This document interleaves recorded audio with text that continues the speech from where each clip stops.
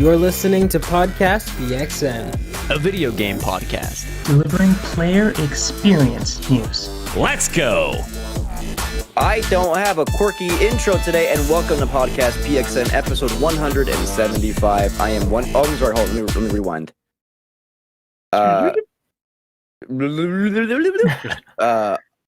I shot magic with my freaking mind, or whatever the line goes. And welcome to Podcast PXN episode 175. I am one of your hosts, the perennial dating app swiper from Portland, Oregon, the tonsillitis king, Christian Macias. And I'm joined over Discord by Kentucky's #1 Spartan and PXN founder, Daniel Prindle, aka Dan is DTM. Go. Go? It was in a... Where? I don't know. Go.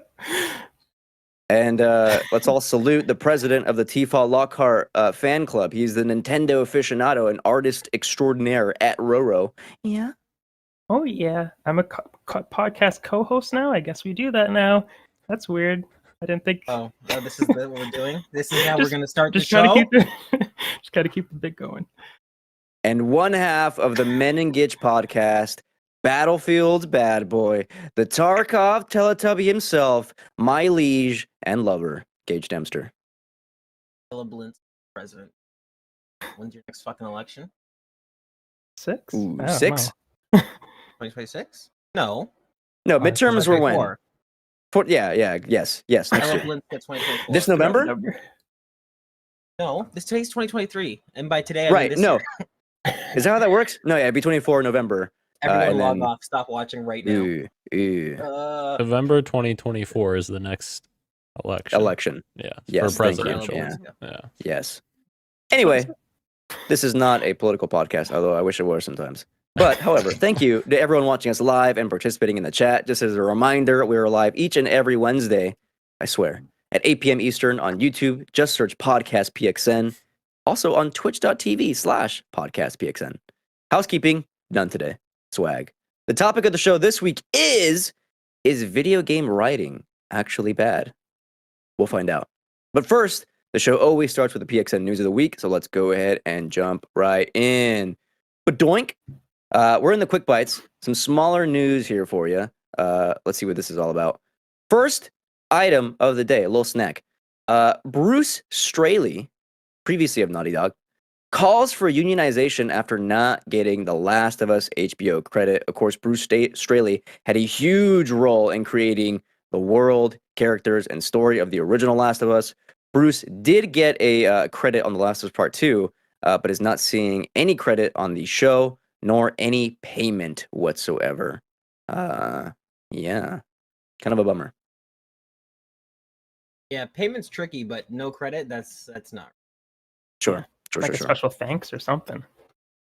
Anything. He should show up right alongside Neil Druckmann in the opening credits, where it Sure. says based on the story by or. Yes, how they exactly. word it. Maybe they'll add it in later because they did that for Marty O'Donnell for the Halo series. Oh. As they should. They did As they later. should. Oh yeah, hopefully they make it right some way.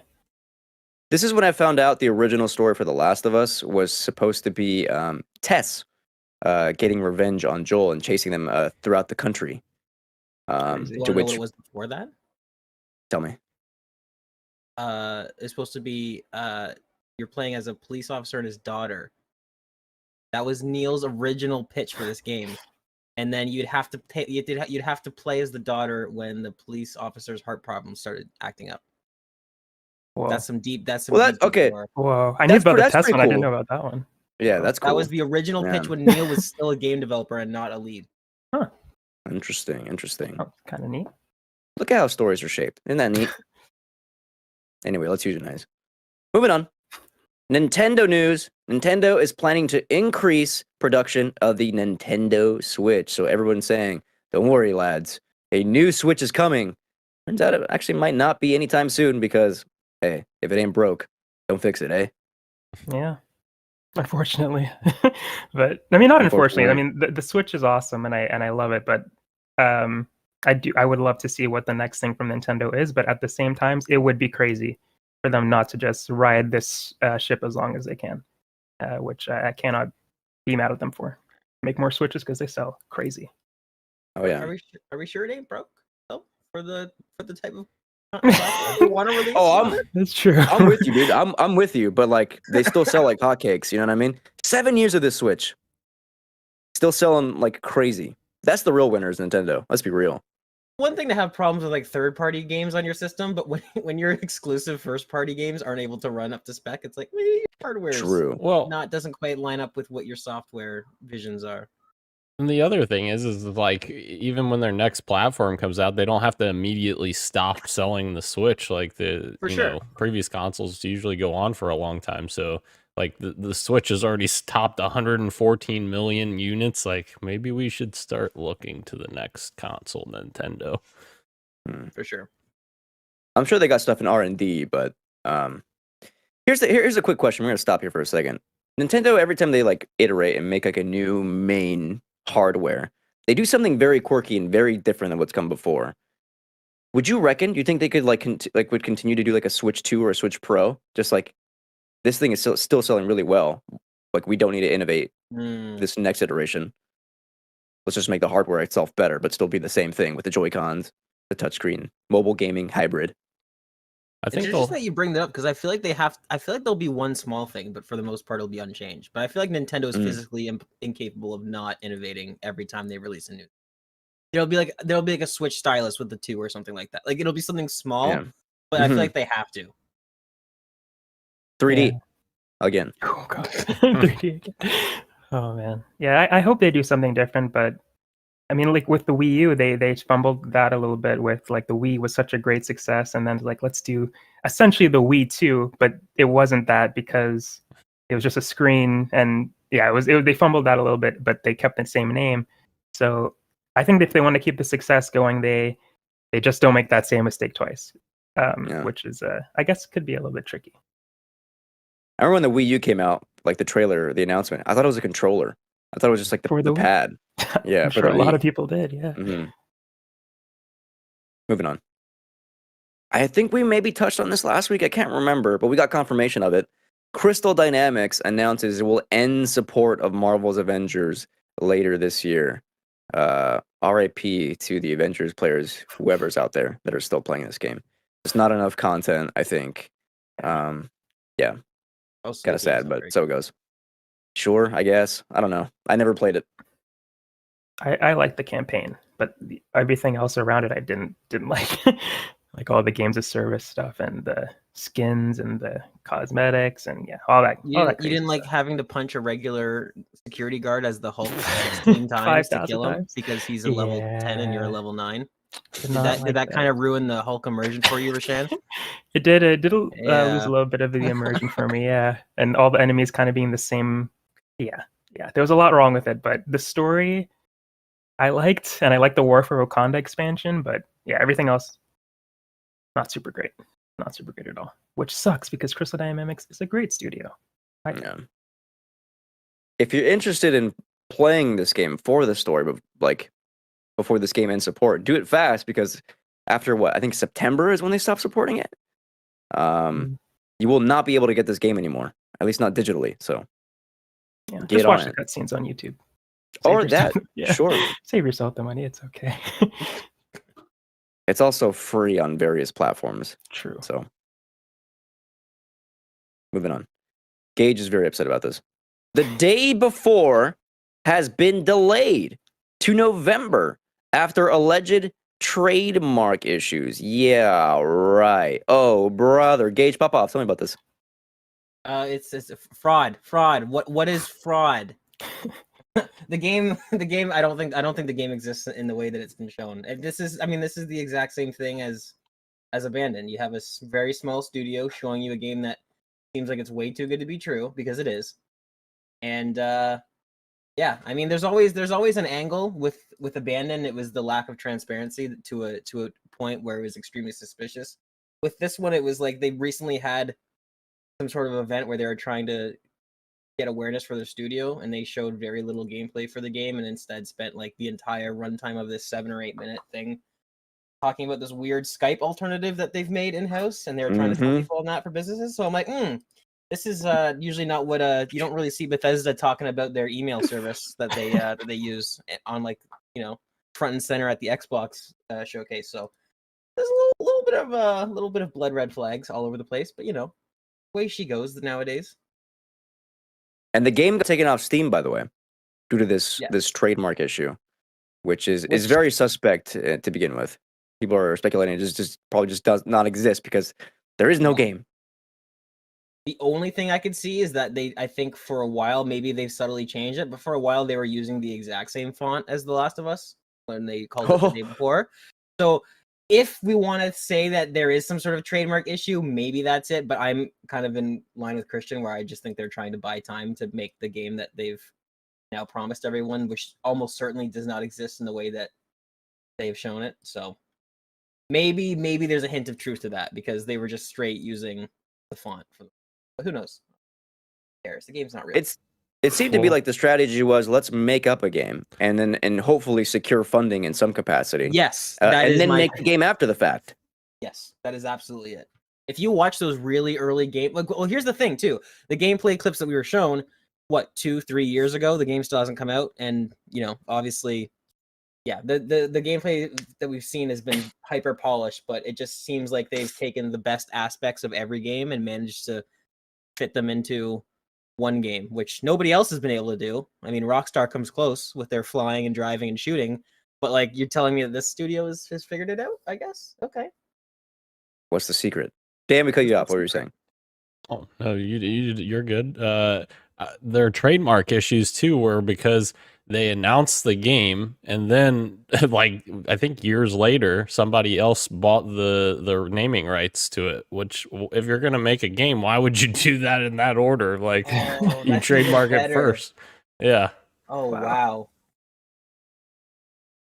You know what the trick is? Tell me. You know what the secret is on how to get studios to make games like this?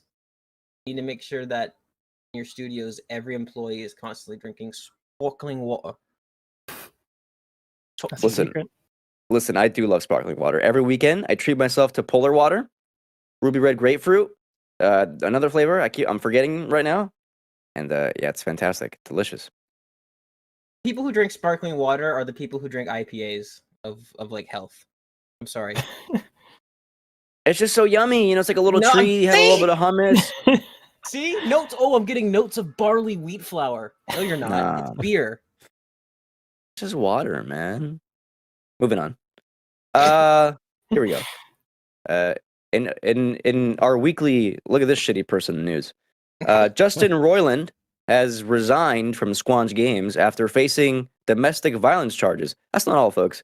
Let us not forget that there are also leaked images of him texting very sexually explicit messages to several minors up on the internet. So he has cut ties with Squanch Games and also Rick and Morty / Adult Swim. So generally do not recommend things. Yeah. Why would you? As a grown man, why would you do this? Right. Oh my God. Insane. It's weird how it's always the grown men with massive audiences and it's you can be on a little bit of better behavior, you probably, maybe punch above your weight as opposed to being a piece of shit. But sure, there's probably a couple jokes in High in Life near the end that they probably need to patch out after this news too, because I was finishing. Well, as I'll talk about later, I was finishing that last night or 2 nights ago, whenever that was, and there was some jokes in there that I was like, this. Oh, poor timing. In hindsight, yeah. Right. Oh no. Some more bummer news. I don't know anyone that's looking forward to this game. I'm sorry. I don't hear anyone talk about this game at all until it comes up on the news. Lord of the Rings Gollum is delayed. Will now release between April and September 2023. Kind of a weird, window there, but there you have it. Gollum. Look forward to it in the spring/fall. I did Spring/summer. Forget that game exists. What is this game about? I need to know what this game is about. I mean, it's about Gollum. What do you do? Isn't it like a stealth game?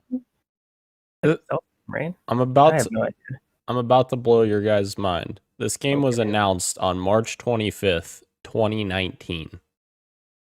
Boy. That's not that long ago. Almost 4 years ago. 3 years ago. Almost 4. 2019? March 2019. 2019? Yeah, almost 4. Oh Almost yeah, 4. you're right. Sorry for you. That's insane. Yeah. But it's been delayed a couple of times, right? This is obviously not the first time. Yeah. Like a couple of delays as well. That's the more concerning part to me, is that it keeps Yeah. getting delayed over and over. Somebody should get this onto our fantasy critic. Yeah, Dan. Not a Dan, chance. Dan, you Yeah. want this one? Not a chance. Well, give it I'll to give Ace. Good. I'll I give you heard $2. Dan's really good. This game Yeah, actually I heard- comes out and it's a Dan, banger. you should pick the day before and Gollum. No. Yeah, And Double- those are both double my winner. counter picks dealt with. and also Starfield. It's coming Out of before pocket. April, Out right? of Pocket. That's It is coming out in April. Fuck both of you. Moving on.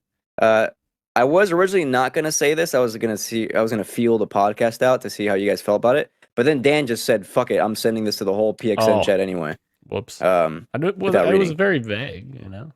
Yeah, and there's also more to what you said as well. We got some Dead Space details. By looking at trophies, we found out that there is, and then we got confirmation on Twitter as well. There is a secret ending to the Dead Space remake. Additionally, there's also some alternate endings. Could be singular, could be plural. Yes. Gage. Isn't every ending a secret ending until you see it? Hmm. Mm, Food for thought.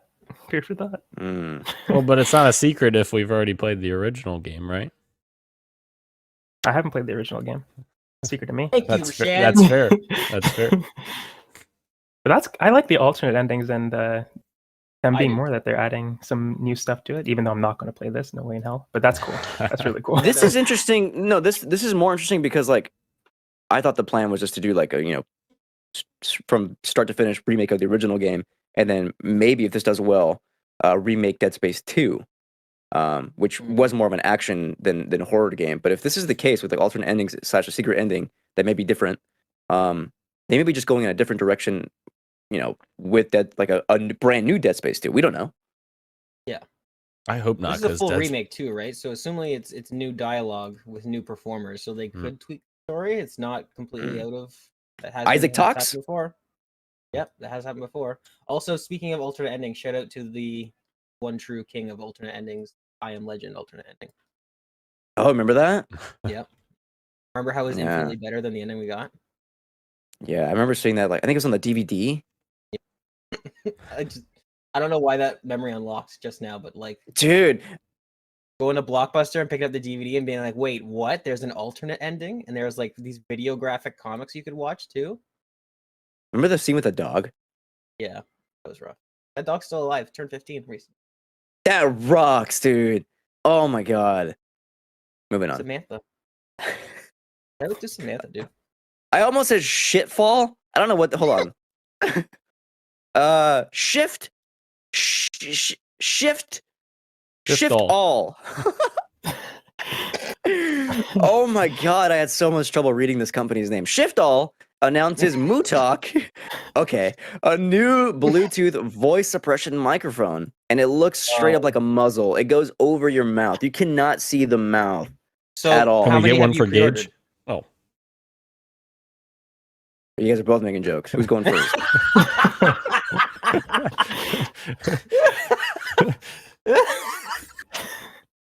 My God. This What looks does weird. it say about your character that this is what happens? My God. Dan, go first. What are you gonna say? oh, I just said, can we get one for Gage? There. Nice, nice. So So, never we mind. can You hear were him ganged better. up on. Yeah. Yeah. Evenly distributed. I love it. Yes. My God. Could you imagine the ASMR with this thing? It's gonna go hard. Ooh, now we're talking. Now we're I love, talking. Yeah. I love the guy at the beginning. He's like doing like a little photo shoot, and he's trying to look cool with it, but it's impossible. You cannot. There's a Okay. picture on this website. There's a picture. If you scroll down, a picture of a dude with an Oculus and this thing. Yes, that's what Oh, we live in a no. parody world. That is literally what Black Me like. I don't That's Black understand. Mirror, yeah. I That's don't scary. understand. Can you tell me what the point of it is? Like, why? Voice suppression. There's no leakage. Yeah. We can hear you very well. There's a great example in this this very trailer where this guy's just screaming over and over, and I assume his girlfriend is like, "Shut the hell up!"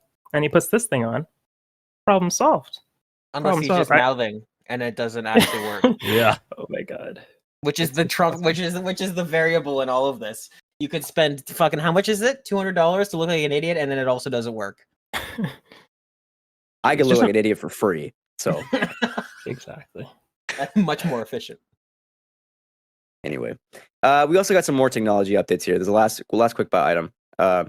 NVIDIA released an eye tracker thingy. I tried really hard to find the article again. I couldn't find it. So it's the eye tracker thingy. You turn that bad boy on, and it uses artificial intelligence to artificially make it so that your eyes are looking straight into the camera, even if you look away. You know, I'm doing it right now. I'm kidding. I'm not. It'll look like you're looking straight at the camera, which is cool for like some, accessibility stuff. People are doing it for all sorts of stuff. There's also like the weird moral area where people are applying it to videos of not themselves. And anyway, NVIDIA. The video that I saw, I'm sure you saw it too, Christian, if you're bringing this up, but the video that I saw of this streamer explaining it was so creepy. You just like, it's weird. It was a side by side, and he's just like constantly looking at the camera, no matter, obviously that's the technology. But I feel like people don't even do that in real life. Like, why would you even need?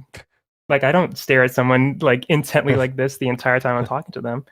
It's just, I don't know. It's weird. I don't think that this is. But maybe the accessibility stuff that you're talking about, it could be cool. But for like streaming, I don't know why you would just look at the camera. I wouldn't. I love to look away. Yeah, it was weird. Weird video. Okay, nobody else has thoughts. Swag. That means we can move on over into our PXN news of the week. And I forgot to tell Dan about this, so we're gonna fumble a little bit through the first part of PXN news of the week. But I think we'll do a decent job. There's been a lot of new information coming out on regarding 343 Industries as well as Halo Infinite. There's a new article that kind of does not coincide with some of the news that we talked about last week. I did not get a chance to read it. I also missed some stuff. I'm sure there's other stuff I missed. Dan, I'd gather, did read this. Can you catch us up? I'm trying to remember what we even talked about last week. Because we kind of... Sorry. Go ahead, bro. No, I think you might remember. Okay. Yeah, sorry. We were talking about single player content and their supposed cancellation of it, whether or not it actually even started. I think after last week, I don't think this came out before. I think was Jason Schreier and Just Corden's comments. Is that right? We didn't talk about that last week. They both said that single player content never really moved past the brainstorm kind of like talking phase. Yes. Okay. So they were both commenting on the Reddit post that had like a breakdown of all this stuff that was going to happen in terms of campaign being canceled and all this other stuff. So essentially, Jez and Jason Schreier were both saying that, this post is basically not accurate at all, or, largely conjecture.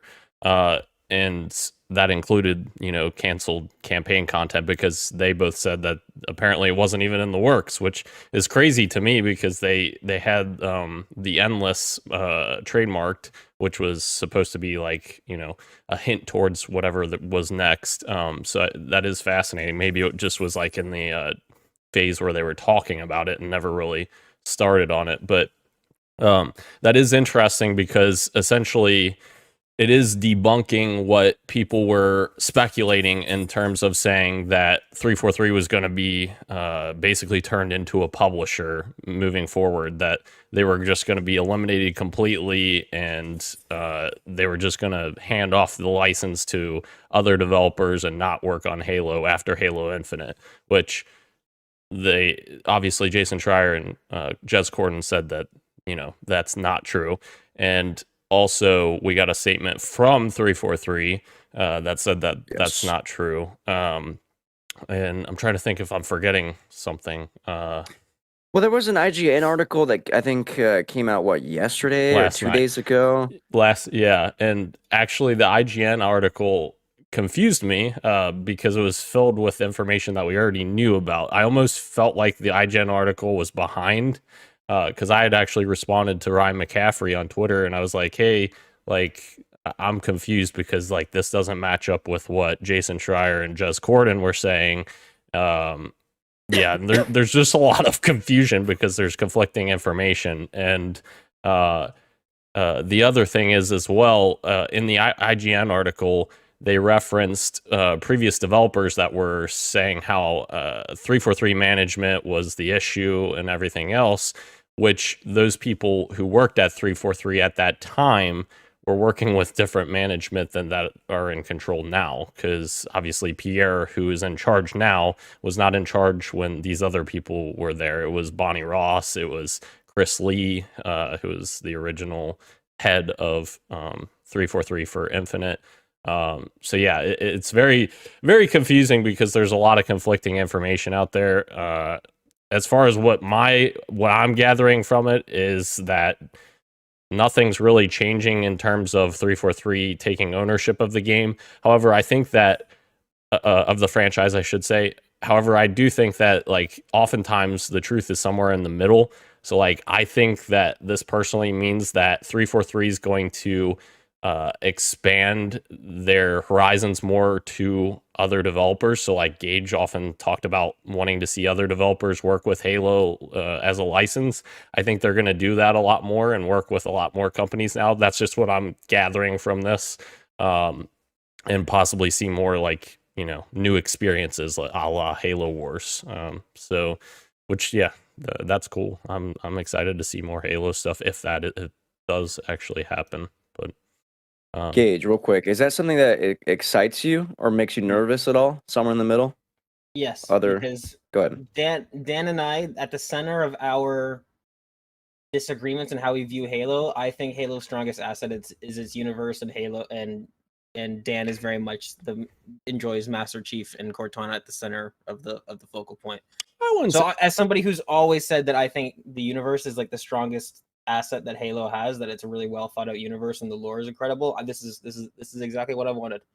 I want more spin-off stuff. I want to see, like, people keep bringing this up, but something like Alien Isolation, where you're like a Marine trapped on like a ship that has flood all over it. That sounds fucking awesome. That sounds really cool. Give me a survival horror game set in that universe. I'd love a third-person action adventure. Maybe you play as an ODST guy whose pod got stuck behind enemy lines. Like, there's so many things that I think the Halo universe is ripe for exploration with. So for me, I am excited. Like Dan and I have talked at length. I haven't been the biggest fan of 343. Like, I'll never say that they're an awful studio and they make bad games, but they just haven't been for me. They haven't hit quite the same. So, and in terms of like, I feel like I have to say this to be fair. When we say like conflicting reports and how they're talking about old management, I mean, Bonnie Ross was there like 3 months ago. Like, in terms of a video game life cycle, this is pretty recent. So when you hear reports of them saying management is incompetent, and which was the working theory for a long time, and then it's like, well, there's new management now. It's like, well, yes, but they're clearly talking about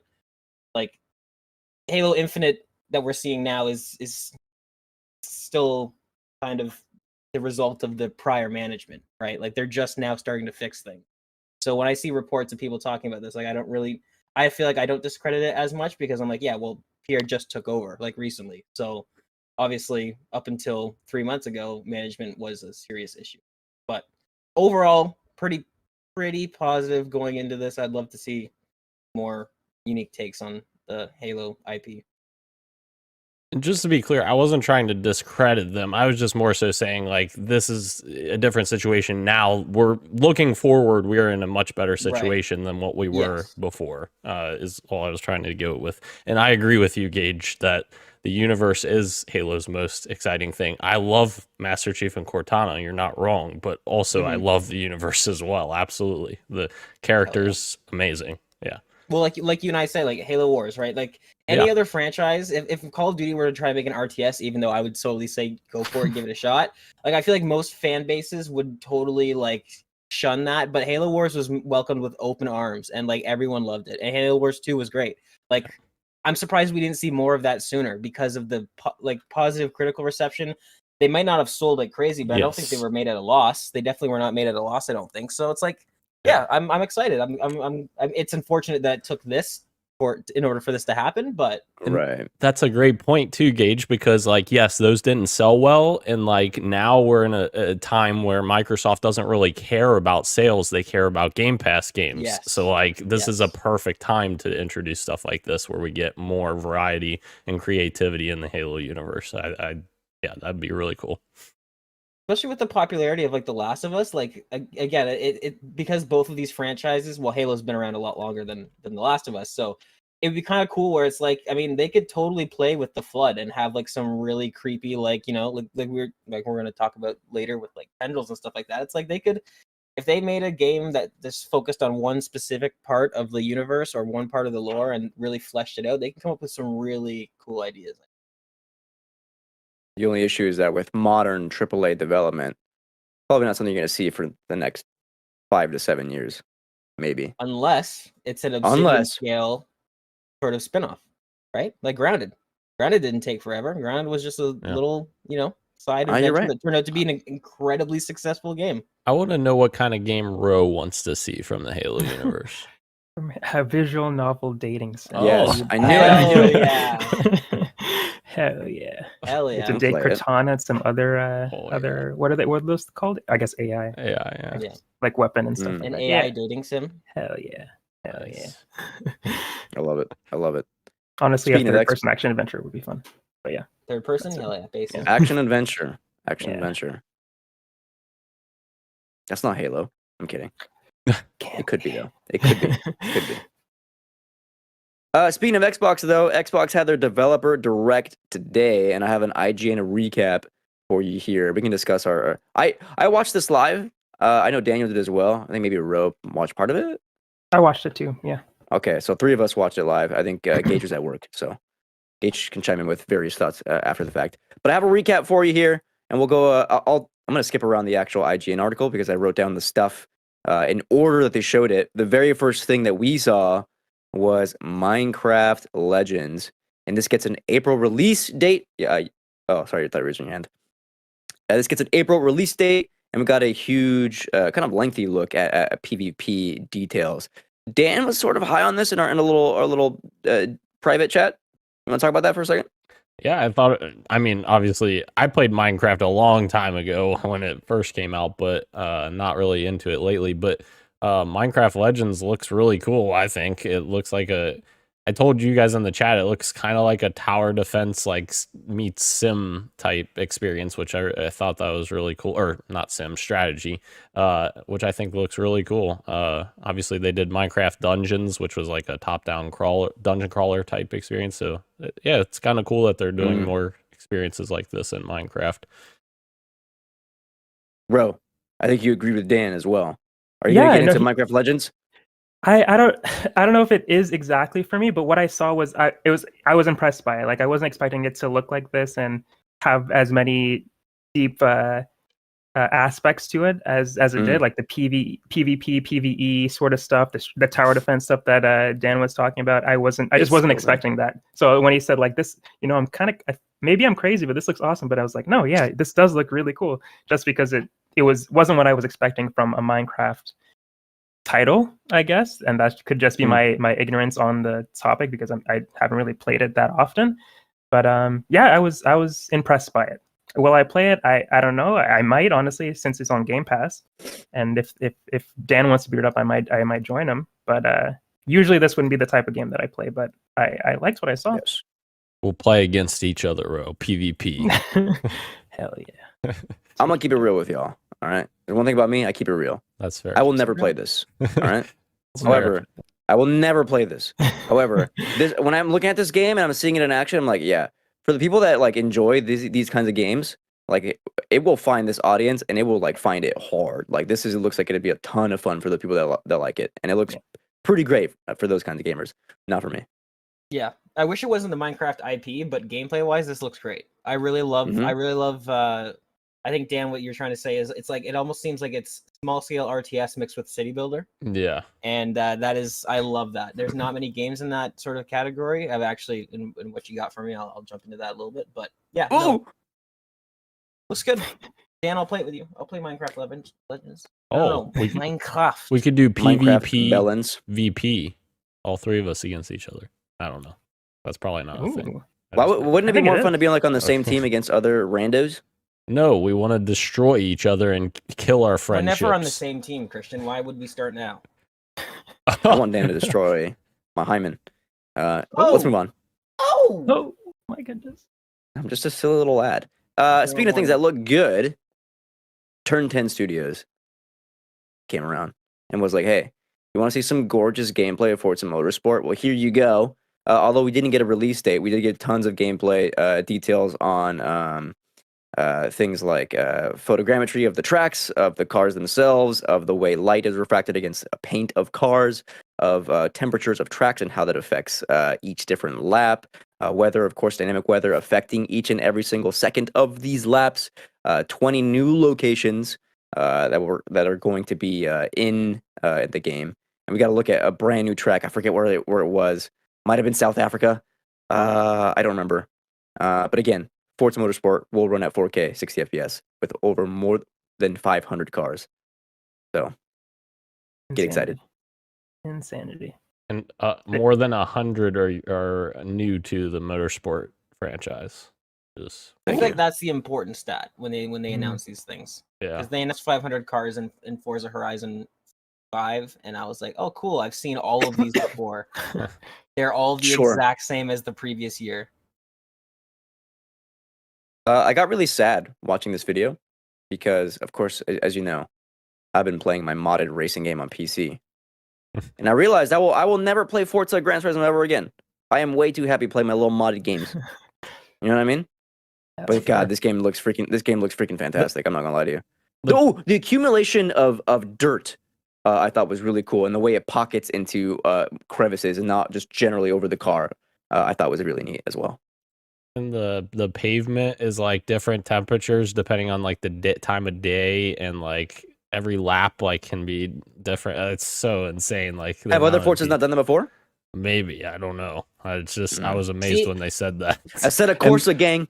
And the crowd also, because like I always remember the Forza crowds always being like flat panels that they just turn towards you as you drive by. Apparently these are fully like PNG 3D images. Yeah. Yeah. Yeah. Insane. It's cool to see, like, this is what it's like to be on the other side of like Tarkov. When you're describing Tarkov to somebody and they're like, wow, that just doesn't sound fun. That's what I hear when they're talking about different the tarmac is different temperatures in this place and the water's gonna pile up over the course of the race. So like, okay, this is what this feels like, because somebody is gonna love that, and I'm like, this sounds like way too much. I don't want any of this. So when I'm playing a set of Corsa, I do the exact same thing. I change the time of day. I adjust like track temperature, and I'm adjusting like the torque of my car. Cool shit. Forza. One thing I want to mention here that I'm kind of I have a sound kink. You know, when it comes to these games, like I just love a really good audio. And they were talking in depth about how modifying the car will change the sound of the engine itself, which I thought was also fantastic. That was cool. Team 10 is really out here. They're crazy. Whoever has this in Fantasy Critic, you're set. Okay. You know what? I was talking to my friend today on the phone, and he says, because he listens to the show, and he goes, I'm going to keep it real. I think Dan might win again. And I said, fuck you, man. But he's right. He's right, yeah. But he might be right. Because even if Dan is going to lose, Dan will just do some, shady shit, cut some deals, and then he'll win. Pay off Kirok again. Shady shit. Sure. Kirok? Gage shady shit, like actually pick up games, unlike you. Exactly. Wait. That's exactly. Wait.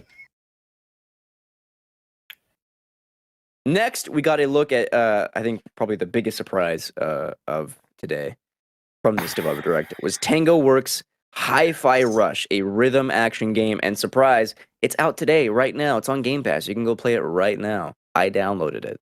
It looks pretty cool.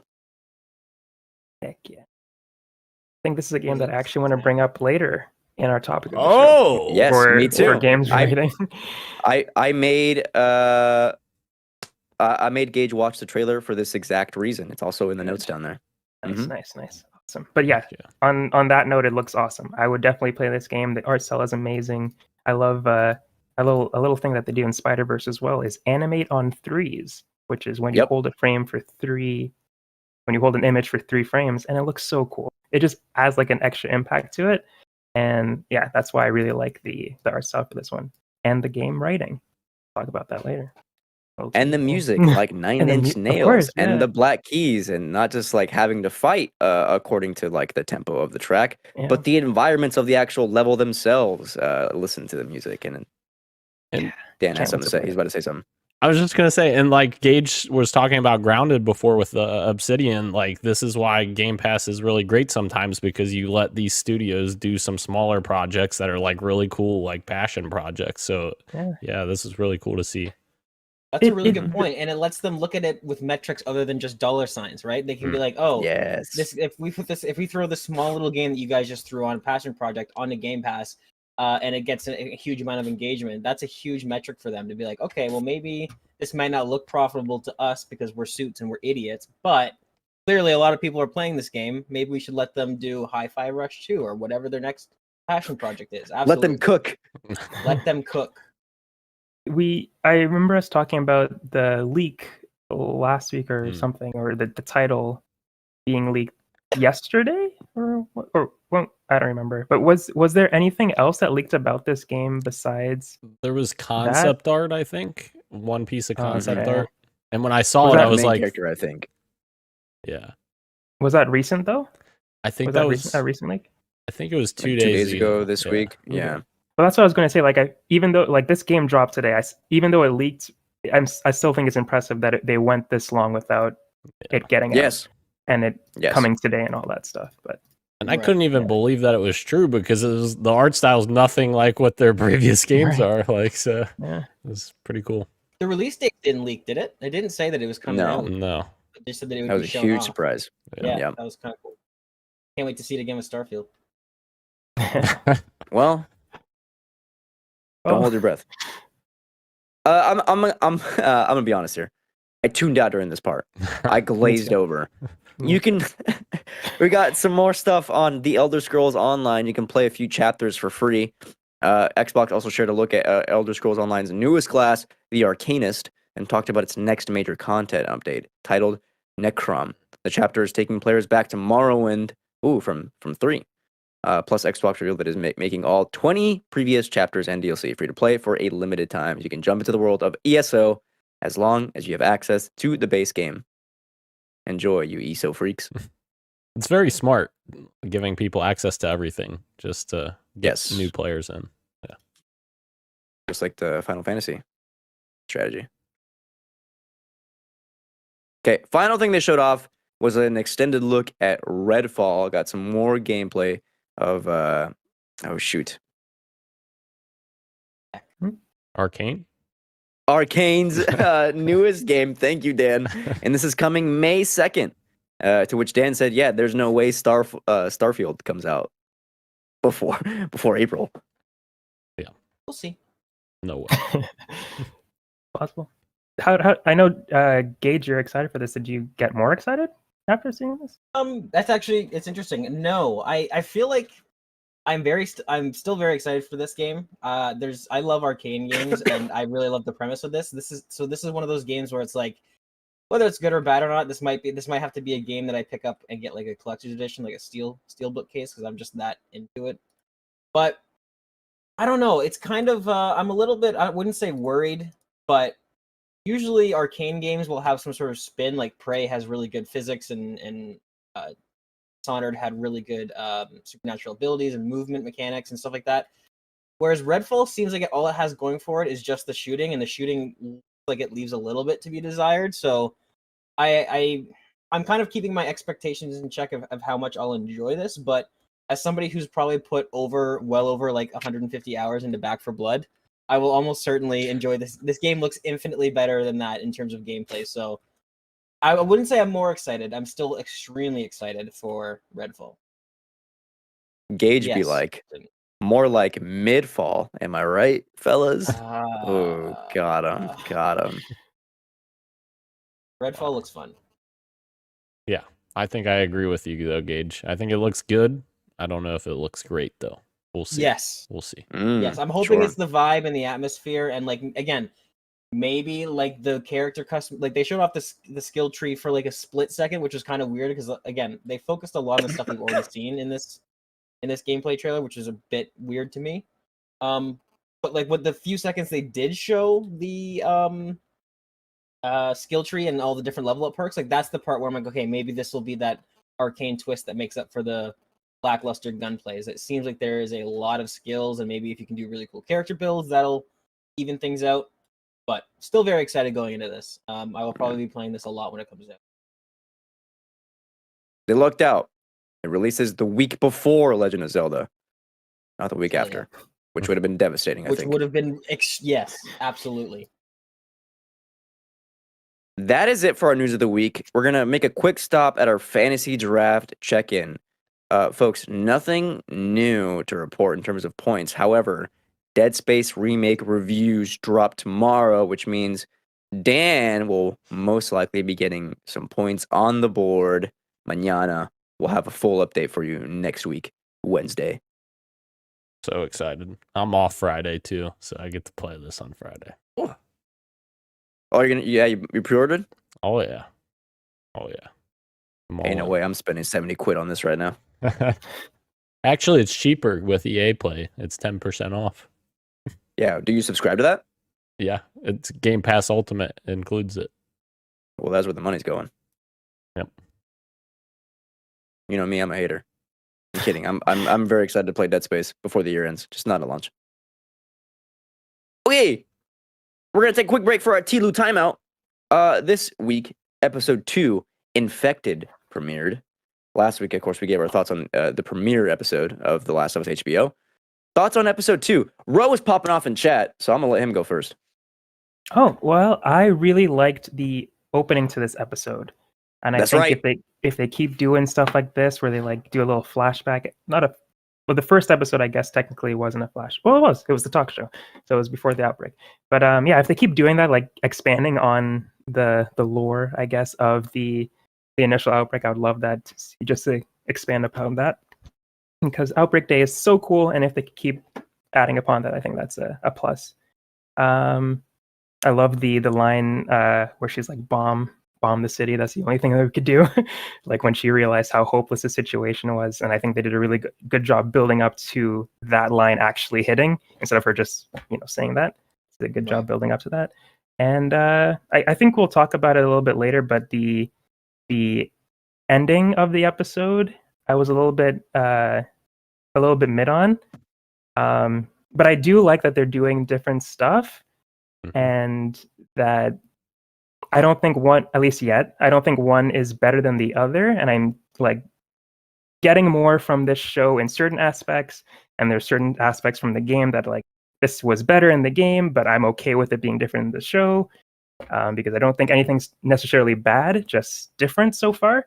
But with that being said, the ending, which we'll talk about later with Tess, I didn't think hit as hard as it did in the game for me. Yes, but because Tess is not as well written in the show, in my opinion, because there's just not enough time to get to know her exactly. Yeah, that's to get to know any of them as much, but yeah especially Tess. That could have been it. Yeah.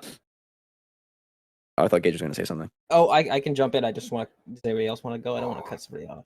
No, please. Rashan, wait, Rashan, say that. Whatever. No, just popped in your brain. I was just remembering the infected stuff with the clickers and I'm sure we'll talk about it. Like have a bigger conversation about it, but with the tendrils connecting all of them too. But yes, the music, and the reference to the original trailer with Joel like having his back. Oh yeah, cool. I love stuff like that. So yeah. All right. If I'm gonna jump in, in here. Listen, I think that the biggest problem that I have with the show, and it's not a very big. I don't think it's weighing the show down as much as it might sound, but I think Christian might agree with me. Is that it seems like the show is missing a lot of the nuance from the writing. And I love you. Tess specifically is much more of a well-written female character in the game, like incredibly so. I don't think she's necessarily poorly written in the show. I just think it's very strange that they decided to do 9 episodes. I think there should have been 10 with the extra long, with the same exact premiere, and then we probably should have had an episode in between 1 and 2. We probably should have fleshed out Robert a bit more. We should have fleshed out Tess. Yes. Maybe like some Marlene. Maybe we see Ellie doing her own thing. I feel like we're just kind of missing an episode in there, because I felt the same as Rashan. Like to me, that's still a very like, again, water cooler conversation. What happens at the State House is very similar to what happens in the game, right? 3 people enter, 2 people leave. But I agree with Rashan. It did not hit as hard. I don't think the decision to have Tess go out the way she goes out is as heinous as some people are making it out online, because some people are fucking ridiculous and need to settle down. But it was not as impactful as the game. But this is the thing I'm wondering. Let me tell you why. Is it just the way they did it, or is it just the performance? Because the original actor that played Tess fucking killed it. Let me tell you why. Because the issue I think with me for Tess is that I'm not going to call her one-dimensional, but the writing for her character is very cold to everyone, including Ellie and Joel. And the difference between, I think, again, between show and game for me in terms of Tess is that Tess still has a warmth to her. Yes, you're like those motherly parts come out tons of times with Ellie. I get that we don't have room for that, but specifically in the State House, like in the end, when you find out that she's infected in the game, her voice changes very rapidly to desperation. And I never felt that true desperation in the show. It still felt like cold, and it still felt like orders to Joel. And it didn't feel like more of a plea to be like, you need to do this. Still, we get a great line, save what you can save. That's a great line, but I didn't feel that in like the tone of her just the writing of show Tess. Save who you can save, and the delivery of and we said everything right was really hit. That really hit for me when she said, like, this will make up for all the things we did. Because that, again, for the most part, the game is much more nuanced. But like in the game, that's kind of only implied, where I liked that line in the show where she's like, you need this will make up for everything that we've done. Because again, I don't think they'll do it in the show because like Christian and I have talked about, there's less nuance. But in the game, they are very, very clear that Joel is a bad person, even before the ending of the game, before that final twist, if we can call it that. It's heavily implied that Joel, I mean, with the whole Hunters thing, right? I've been on both sides of these ambush. So that part, yeah, I enjoyed that line, but I agree. And I don't know, the tendrils thing was kind of weird, because at the beginning of the episode, I was like, cool, I'm sold now. I like this tendrils idea. It's you're all worried. And again, as I've talked about when the first Tilu timeout, which is a great little name, spores wouldn't really work because, again, video games, you suspend disbelief a bit more. In the show, everyone would just be wearing gas masks all the time because it's like, oh, is this a dusty room or am I going to get fucking infected? Who knows? Right. But the tendrils, I mean, it's kind of funny because it's similar to the casting. It's like you might have a preconceived notion that this might be a bad thing, and then just wait and see. Because the idea of this, again, based in science, that this fungus has like this alarm system where its tendrils are stretched out, and if you step on a patch of cordyceps a mile away, that it'll trigger the horde. That's really cool. That's a very video gaming mechanic that's able to be explained away within the lore of this live action TV show. That's kind of cool. Let us not forget that I messaged this as well. Mushrooms are indeed rhizomatic, so there are networks of real life plants, not just mushrooms, but various plant organisms that do have contact with each other when it could be miles away, and that is very, very accurate. Which I thought was like a nice like bringing in the actual science of fungi. I thought was pretty neat. This is the thing with adaptations, where sometimes all it takes is like a fresh, like, I mean, people say this all the time, a fresh set of eyes. Like, none of us had any complaints with The Last of Us as a game. In fact, it's one of the greatest games of all time. But a lot of these ideas are cool, and it's like this just comes from like Neil sitting down with somebody who didn't make The Last of Us and sort of talking it out. And he goes, "Well, what about tendrils? Isn't that a neat idea?" And it's like, yeah, that's kind of cool. Now, my issue with the tendrils, though, is that are we going to get into tests, or Dan, do you want to give your thoughts on the whole episode? Let's talk about the museum scene first before we start shitting on the test thing. Because the museum scene was fucking awesome. So good. The audio, Zero of the complaints. Is great, dude. Very good tension. Not only the audio, but it's hard to notice because it happens in the background. But when Joel brings his gun up once they get discovered, I love how they made clickers more like they're keeping the game hierarchy, where it's like it disarms Joel immediately. Like, Joel puts 2 rounds into it, and then like I think the camera's focusing on Ellie, but in the background, the clicker just starts swinging and it throws his gun away from him, and Joel immediately retreats. Like, that's what I want the clickers to be like, because that's supposed to be in the lore. They're armored, they've got fungus. Like, you want to avoid conflict at all time. So I thought they did a great job illustrating that these things are fucking terrifying. I love the line from Joel when he's like, "From here on out, we're silent, not quiet, silent. Yes. And I was like, oh fuck, okay, here we go. Yeah. Yeah. But Dan, tell us, Yes, what do you think? yes. Which, just real quick, not to start with my negative on that section, but my negative on that section was like, what the fuck was Joel shooting at? Like, Joel should be an expert at this point dealing with clickers, and he's shooting at the chest cavity of the clicker, not the head. Like, Yeah, I But feel like the anatomy is different in the last. They're not zombies. They're not reanimated. You can kill them with with chest trauma. yes, That's how he kills Jimmy in the fair. very beginning shot, because the humans are alive. Right? It just takes So I guess- longer. I guess it's one of those things where it's like, oh, do I try and get the lucky shot on the head where it goes through the fungal, or do I just try to melt him? That's fair. Is the only thing I could see for that. But that's a good point. It's it's just a minuscule little nitpick. But yes, Right. I'm totally on the same page with you guys on most of everything else, though. Like, I really enjoyed that intro sequence, and I really hope they flesh out more of that kind of stuff. favorite Like part you of the said, show. Ro. Yeah, absolutely. Shout out to that actor. They're finding really good actors that can come in for one scene, or like Nico Parker, who presumably is only going to be in the first episode, that are able to like connect with the audience. Because like Rashan said, when she delivers that line and she's like, she sets her tea down and she's like, what an incredible actor to come in for one scene. Like, I bought it. I was like, wow, she's like, yep, this is it. This is the end.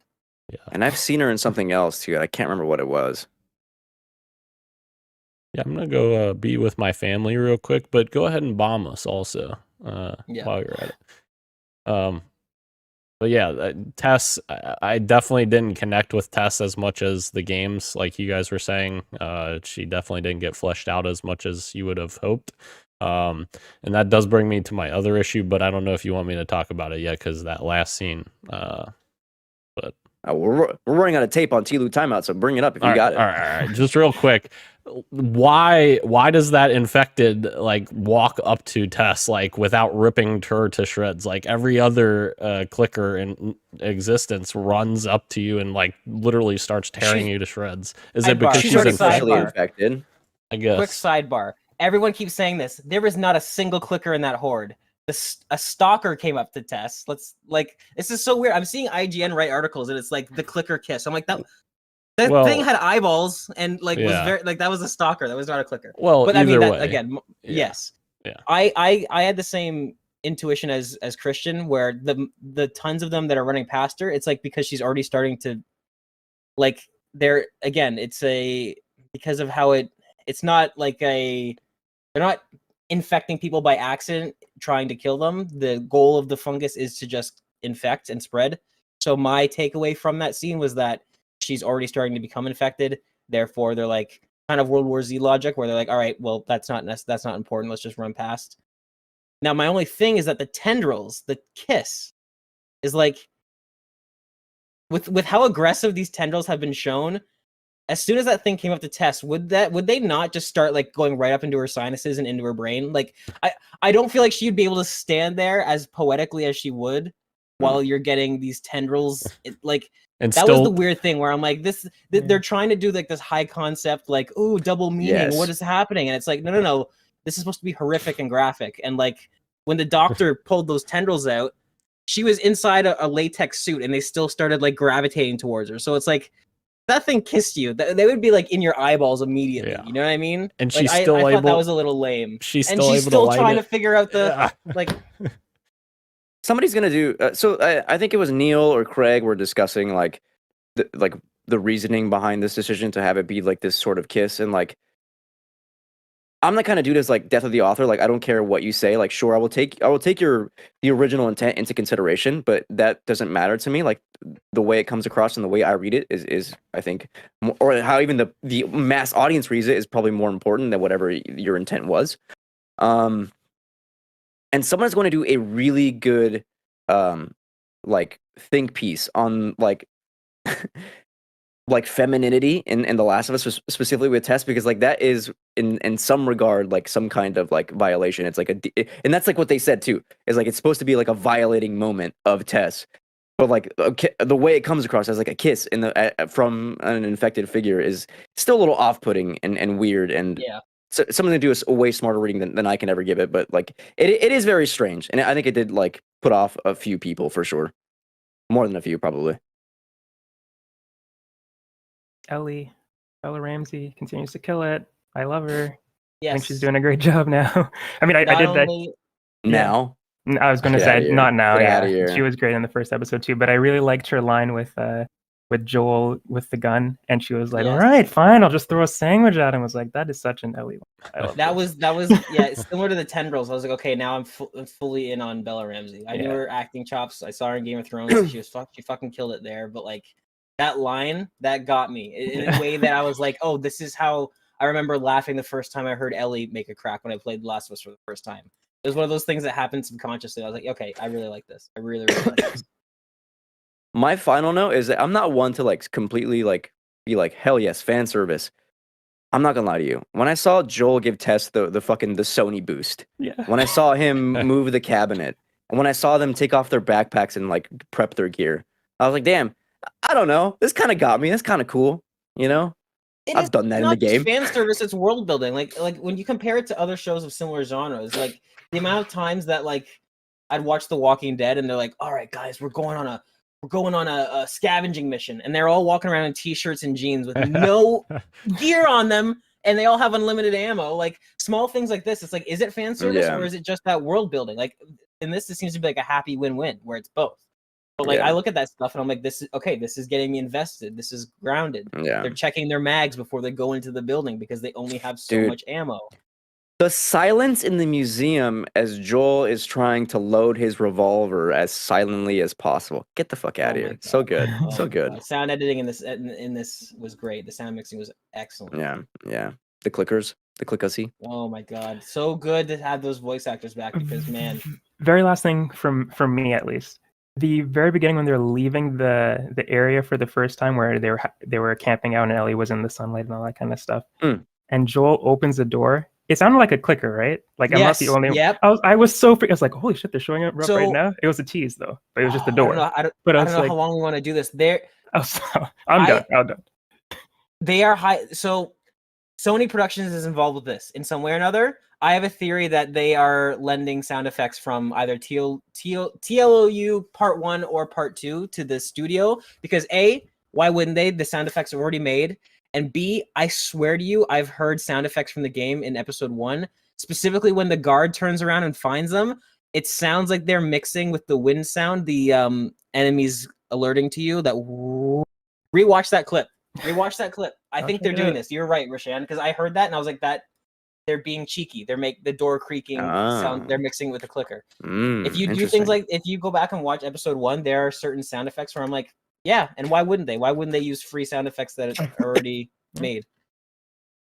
Quick note before we move on. Episode 3, of course, according to critics, and then one critic friend of mine who said that episode 3 is going to be the one that everyone talks about. It's the one that plays with structure the most. It's the one that was going to win Emmys. It is by far and away everyone's favorite who has already seen the season. Episode 3 is the best of the bunch. So be prepared for next week to blow your minds with Billstown. Bill is built different. Man. And what a fucking perfect pairing. Bill's already just one like of the best me and characters you from the game, and then they're like, oh, also it's gonna be Nick Offerman playing it. Moving on. Just like me and you, I heard it. Moving on. Nice, thank you. What you got for me, Dan? What you been up to? Yeah, as I alluded to before, I beat High on Life. Very much enjoyed it. It's definitely it's a good Game Pass game. I enjoyed my 8 or 9 hours to beat it. So the jokes I think landed pretty well for me until the end of the game. Like I said before, some jokes that don't land because of the circumstance. But behind Justin Roiland. But yeah, Squanch Games I feel like did a good job here, and I'm interested to see what they do next. I don't know, see another Game Pass game, that'd be kind of cool out of them. So, and actually the gameplay mechanics, I do want to touch on that a little bit as well, because like as you go on in the game, you unlock more guns, and at the end of the game you have all the guns obviously, and I think they did a really good job of making each gun unique, both in terms of personality and in terms of gameplay mechanics. So I did really like that as well. So yeah, good game. I think it was a good game. Shout out to the knife. The knife was hilarious. Yes. That was by far my favorite character. He just loves to devour the blood. I love it. I love that chaotic energy. That was great. Yeah, and it doesn't stop. He goes through that all the way through the end. That's awesome. There's actually a really good. I really want to tell you guys about one of the boss fights, but I won't because of spoilers. Maybe after the show if you guys want to hear it. But there's one really funny one that I thought was good. But anyways, I will probably be interested. Yeah. But until then, Ro, what do you got for us? I've got 2 games. I've got A Space for the Unbound, which came out Ooh! last week, I think. Which is an indie game that I picked Christian as well. I was very interested in as well. But yeah, basically, Space for the Unbound is like a narrative action adventure game by Toj Studios. I always butcher their name. It's either Toj or Toje.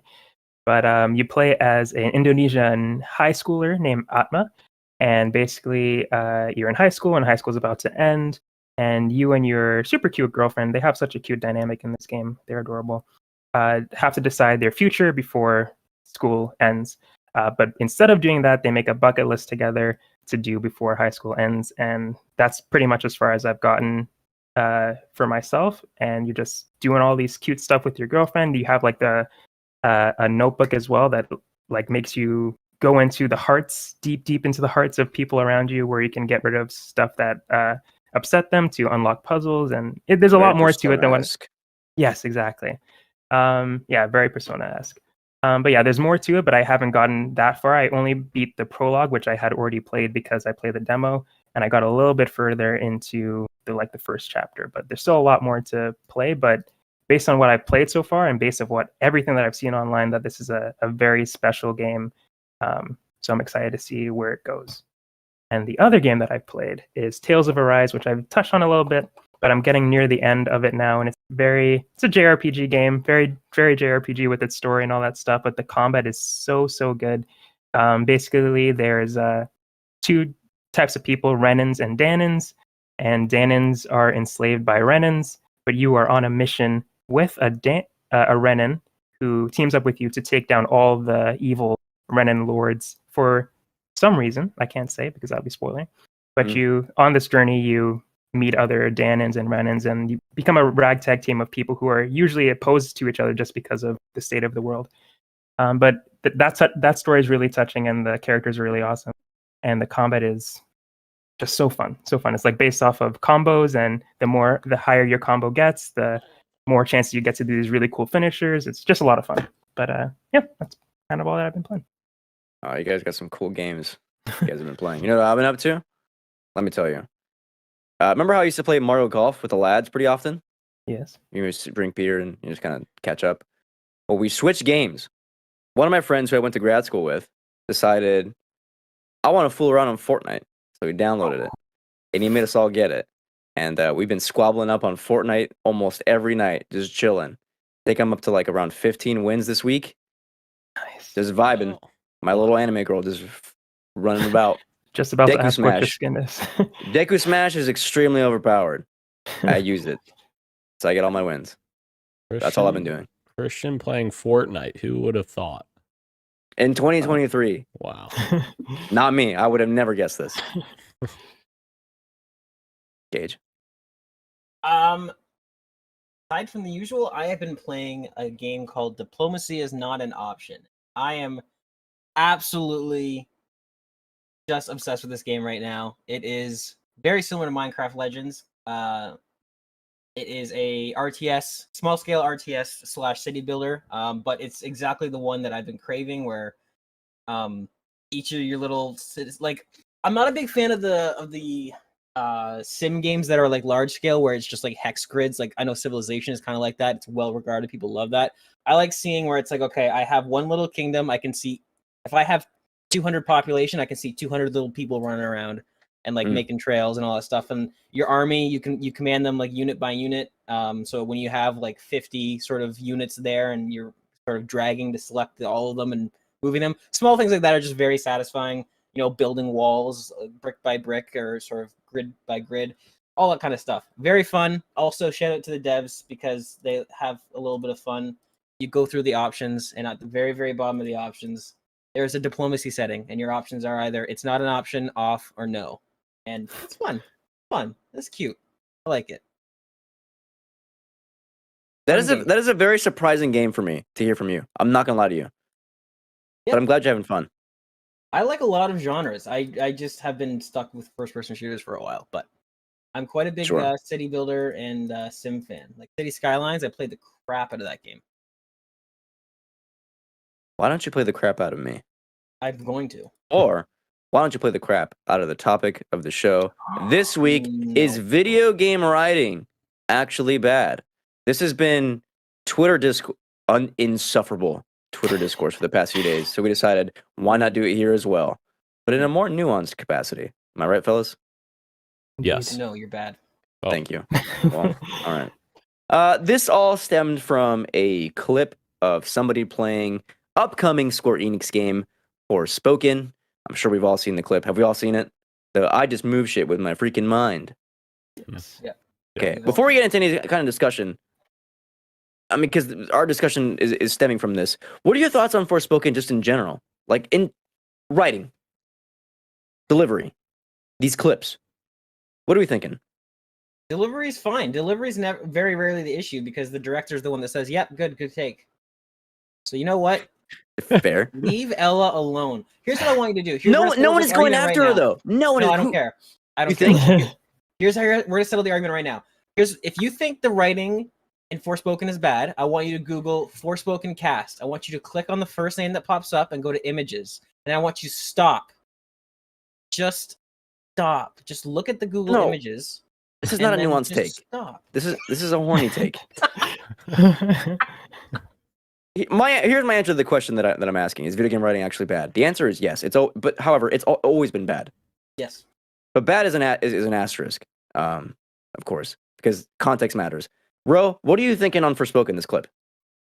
From this clip, I didn't like it. What I saw, but then I asked myself, why don't I like it? Because if it was a Sonic game and Sonic was saying this, I'd be like, holy fuck, this is awesome. And I don't know why that is. And I hope we can discuss that and figure out why. That's a great question. Maybe it has to do with the type of game it is. I don't know why. When I look at Forspoken, I'm expecting something different, I guess. And when she says stuff like this, it just puts me off for some reason. Even though this type of writing is something that I usually like, and I honestly I don't know why it's not working for me here. I don't know, and maybe somebody could help.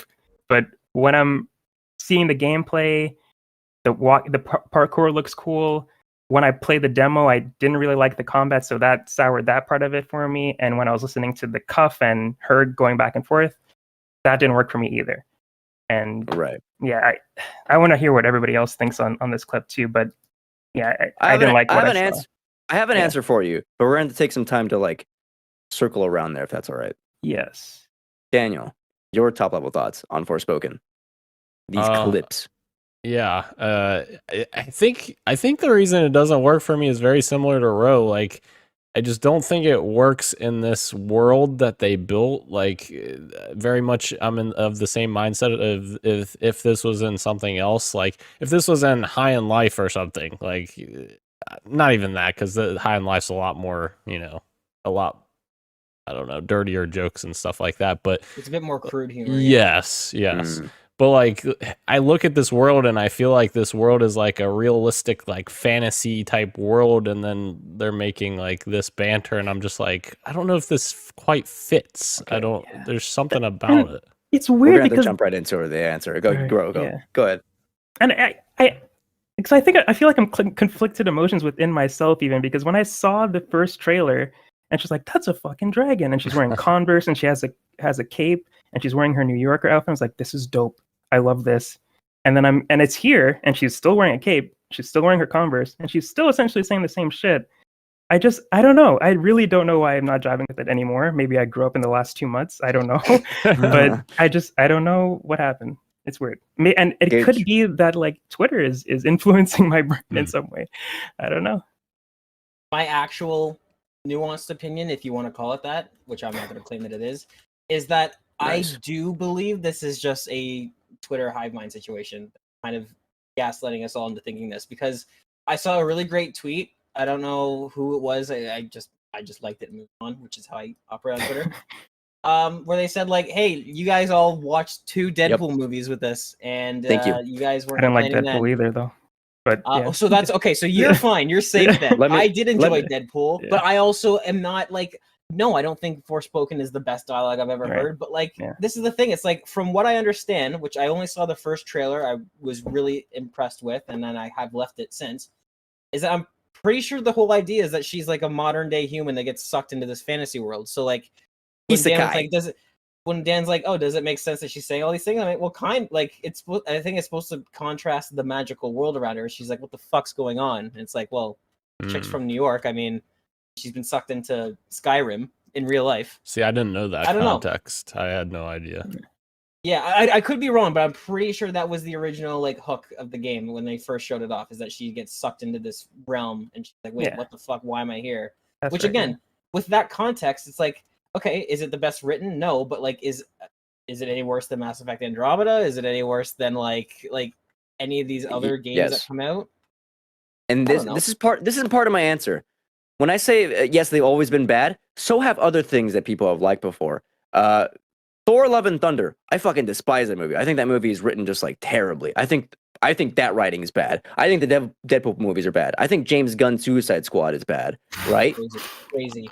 I'm saying a lot of things because like we have to look at what I'm calling monoculture, which is like ever since the Avengers 1 Yep. 2012 came out, there's been this trend where like we have to make things quippy, we have to have like a ton of these kinds of dialogue where it's like referential to other things, and we have to be like jokey and lighthearted. It happened in Star Wars Episode 9 when the first time Kylo Ren meets Oscar Isaac's character, I'm forgetting his name, Poe Yes. Dameron. Oh my god. He says, "Who talks first? I talk first. You talk first." And it's like that is very much the Marvel thing, right? And so these kinds of things have been like happening all over the place, and it's happening more in the game. And the reason why I think people are fed up with it is just like because like we're getting so much of these quantity and not so much quality of it. Like naturally, like these things start to get a little bit worse, and we start to get tired of it. Forspoken seems to be the first kind of evidence of that in games where it's like we don't want this kind of writing anymore. We're too used to it. We're desensitized to it.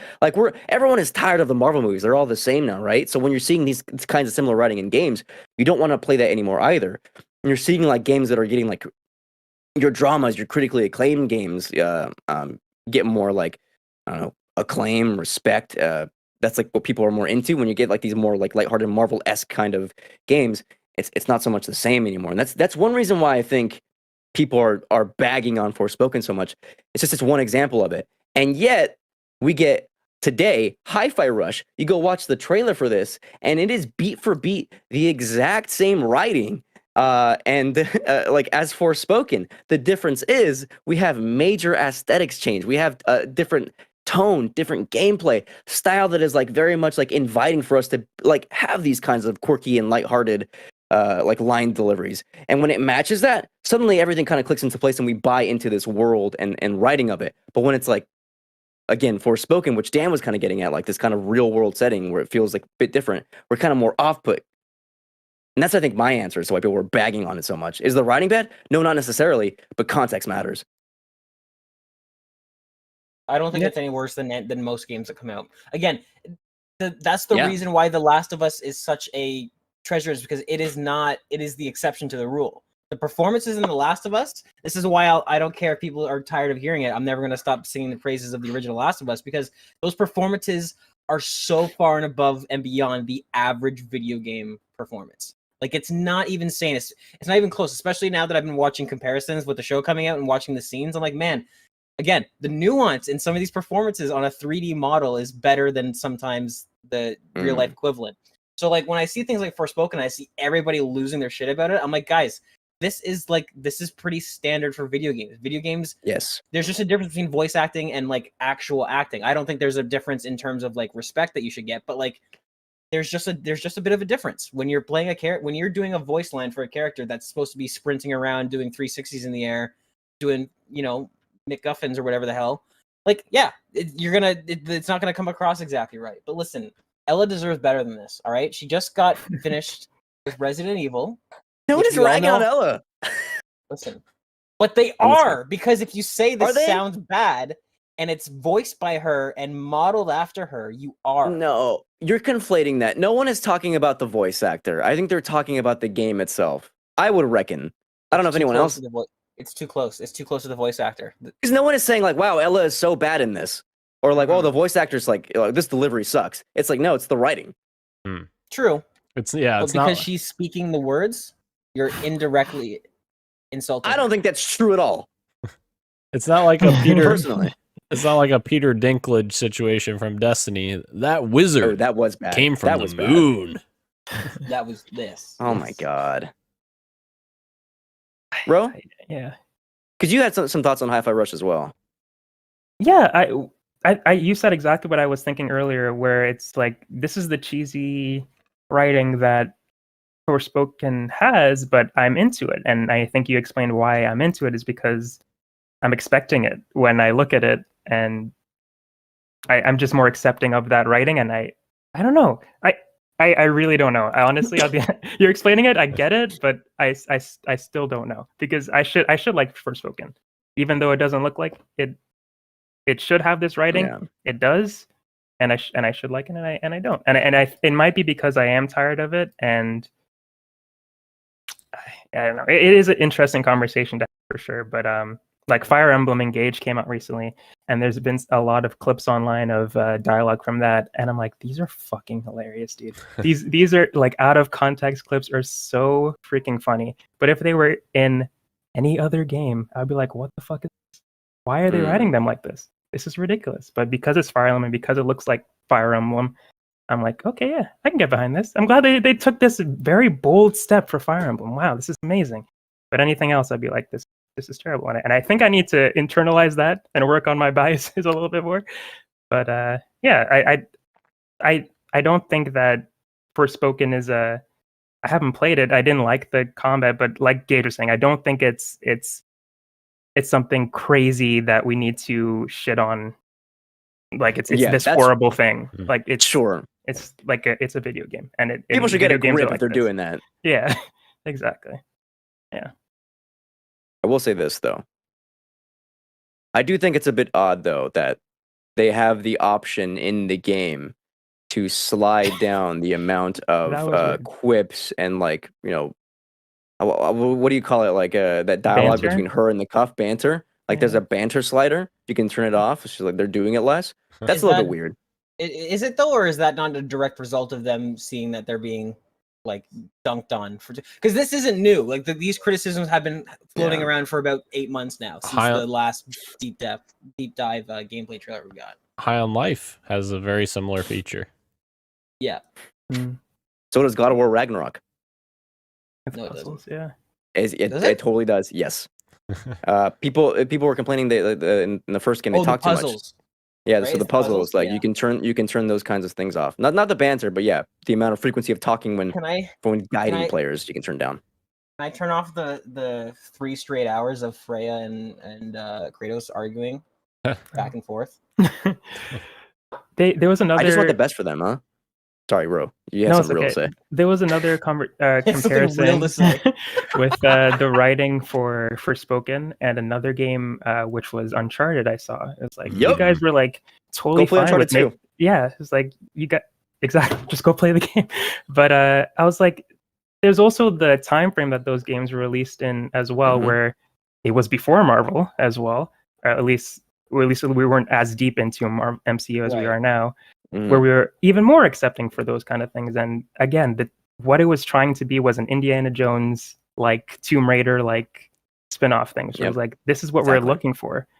And yeah, I thought that was a weird comparison, but I would love to, I don't know if any of you guys have like anything off the top of your head, but like, what's an example of actual bad writing in gaming that you could think of, like a video game that has actually bad writing? Because I don't think Uncharted is one of them. That's a great question, because I don't even think Forspoken is technically even one of them. I mean, at least I can't judge it off these like 30-second clips. Like, yeah, I get it in context, but like, come on, it's a little bit too short for me to tell. Like, is it corny? Sure, but is it outright bad? Not necessarily. I don't think.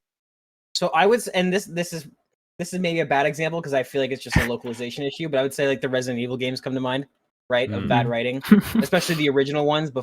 prior to Resident Evil 7. Yeah. Like, you boot up Resident Evil 5 right now and tell me that the plot, them being in South Africa, is well written. But again, like here's the thing, like it's part of like the corniness of like when you buy into like that, where like you're expecting a level of corn. Mm-hmm. So now And cringe out of these. Now this is shifted into a separate conversation though of your tolerance for bad writing, because you're saying Right. like that's part of it, but I would say that it's objectively bad writing. It's like I would say the Resident Evil games, especially before the remakes. Even you could even argue with the remakes are still like not the greatest. A bit of Here's a campiness. Sonic 2, bad writing. Sorry. Sonic 2, horrible. I'll stop you, Faker. Life is Strange, I think, is Yes. a pretty good example. Yeah. That's the one I thought too. Thank where you, bro. I love This- that game. Love Mhm. it. But you could absolutely tell that the writers in this room are not teenage girls, but they're writing teenage girls like freaking idiots. But Right. again, I love that the hella that Chloe says all the That's time. what I was thinking of. The And I hell. was like, So- this is so it- stupid, but I love it because I'm expecting this kind of writing for the type of teen drama tale that they're telling. But I could also admit that this is bad writing. But Right. yeah. Right. It's hard, man. Like it's really hard to like determine what is gonna like hit with audiences and what isn't. Like there's just something about Forspoken. Like, bro, you're like, it is very hard to pinpoint why people hate it so much. And honestly, I'm part of it. Like, it just does not look fun to me. Like, I'm when I'm watching these clips, I'm just like, no, I'm sorry, I get it, but like, it's just not for me. It does not speak to me. And then the people are like, no, this is funny. I like seems like right up my alley. Yeah. It's very weird. Yeah. And at the end of the day, I think that's great. Like, more power Sure. to those people who enjoy it, and good for us for not spending the extra money to try it and hate it. And like, as long as we're not shitting on other people for liking it, and they're not telling us that we're wrong for not liking it, everything should be good in the world. But Twitter is not like that. No. And we're wrong for not liking it, and they're wrong for liking it. And yeah, but we're not like that. We're cool. Are we cool? I think we're I would reckon also like Final Fantasy, especially like Crisis Core that just came out, which is not a remake, but a remaster of an much older game. Like that is very corny dialogue, very corny settings. Yeah, probably bad writing if we're probably discussing that, and yet we let it slide. We buy into that level of camp. the people that were I watched Kind of Funny's review on that with Tim, who had played it before, and Blessing as well, but Roger played it for the first time, and it was his first time playing it. It was like, this is really bad. Like, some of this stuff is like not good. And Tim was like, well, like, it is, but I love it. And it's exactly what you guys are what we've been saying, where you come into it with expecting something, and the people who have played it already who know what it's like, or like, I don't know. It's just about your taste, like you guys are saying. It's like yours. What? Yeah. I want to give a few more examples because, like, I find that thought experiment of like, can you give an example of bad writing? Neon White came out last year. The narrative of that game was so off-putting. The writing of it was so bad that many journalists, players, including myself, eventually started skipping the cutscenes. You know, like the comic, the text-based stuff, because it was just so bad and it just added nothing. And yet that's like a lot of people's like on the Game of the Year list because it plays so well. But it's also very like anime inspired. So It's a I very don't know. it's a very unique issue to games, right? Where it's like the gameplay is at the end of the day the most important thing, right? So, yeah, that's interesting. And it turns out with Forspoken, when people are very mixed and not feeling great about the minute-to-minute gameplay or like what there is to find in the environments, you know, is there enough to do in the game? When you compile all these kind of like mixed feelings about the game and then add like a barrage of writing that maybe doesn't land, suddenly it's like, oh, that's when you start hitting like, oh, this is just bad. Right. And you focus on the thing that everyone can see, which is just the writing, the clips that you can Easiest share thing to out. point to, yes. The easiest thing, yeah, because it's very hard to show off, you know, disappointment with lack of stuff to do in an environment. You need time to do that. So, I mean, Square Enix is